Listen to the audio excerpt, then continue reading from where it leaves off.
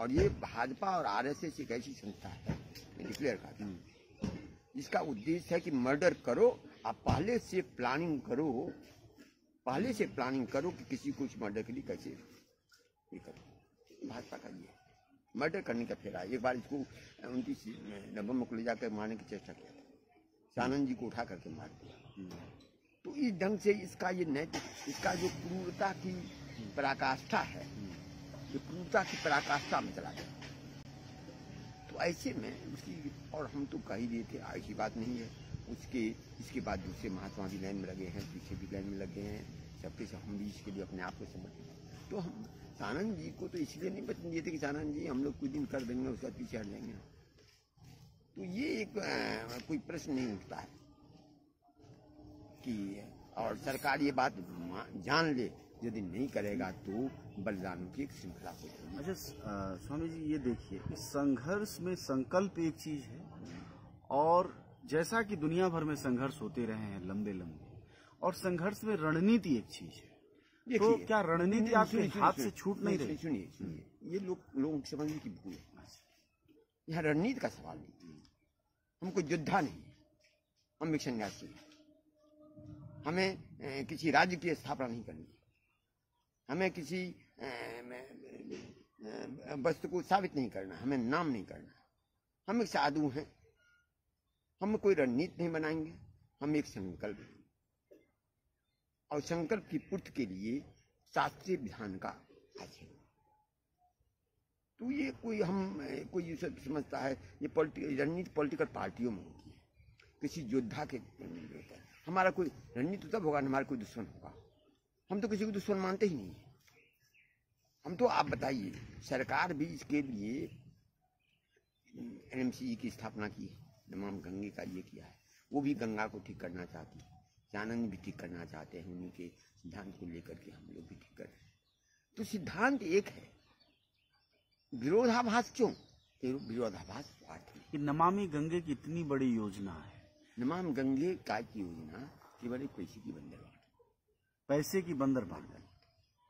अब एक बात देखिए, मैं कह रहा हूँ त्रिवेंद्र सिंह रावत ना, क्रूरता की पराकाष्ठा। एक तरफ, अब मामूली सा उदाहरण दूं तो पॉलिटिकल है नहीं, उत्तरा बहुगुणा नाम की एक विधवा शिक्षक, हाँ, जिसने अपनी व्यथा को लेकर के वहां गई थी, और यो भी किया इसकी जनता दरबार, और वहां जो इसकी जिस क्रूरता से इसके साथ व्यवहार हुआ उसके सस्पेंड कर दिया गया। ऐसा राक्षस व्यक्ति को रख दिया गया है। एक तरफ सानंद जी बैठे, उसको मरवा दिया गया। इधर गंगा के लिए जितने हाईकोर्ट में आदेश होते हैं, समस्त आदेश को जाके स्टे करवा लेता है। तो ऐसी परिस्थिति में हम क्या करें? कौन सी रणनीति है कि होती है? क्या हम इसका खुशामद करें? खुशामद करके ये सत्य मानेगा?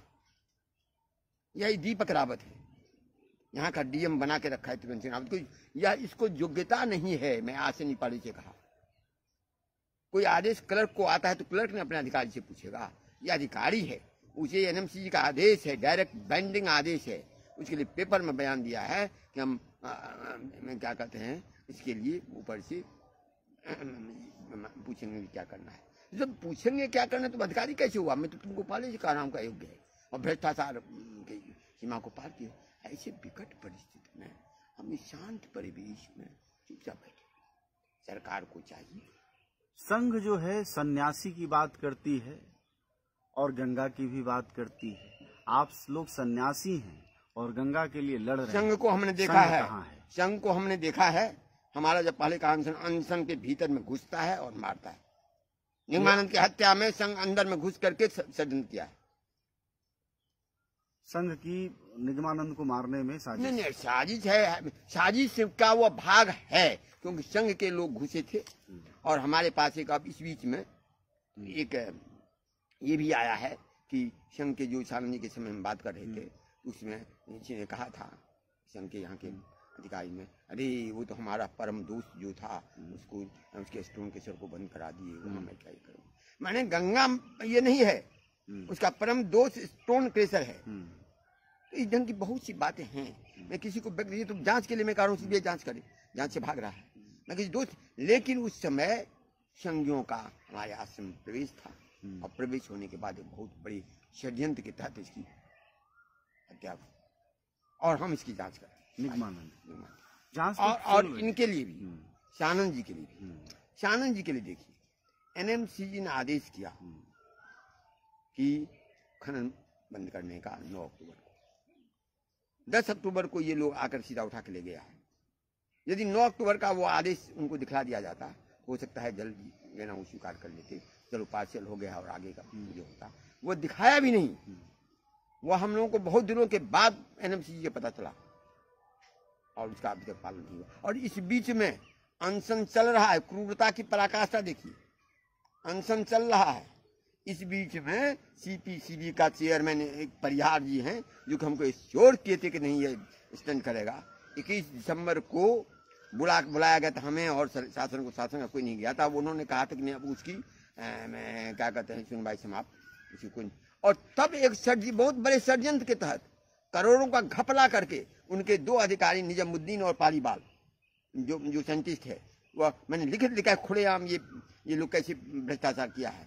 और तब उसको चुपके से वापस ले लिया। अरे जिस केस को हम लड़ रहे हैं, हमको भी सूचना देते थे ना, मैं इसको वापस लिया, किया है मॉडिफाई, लेकिन किए वापस।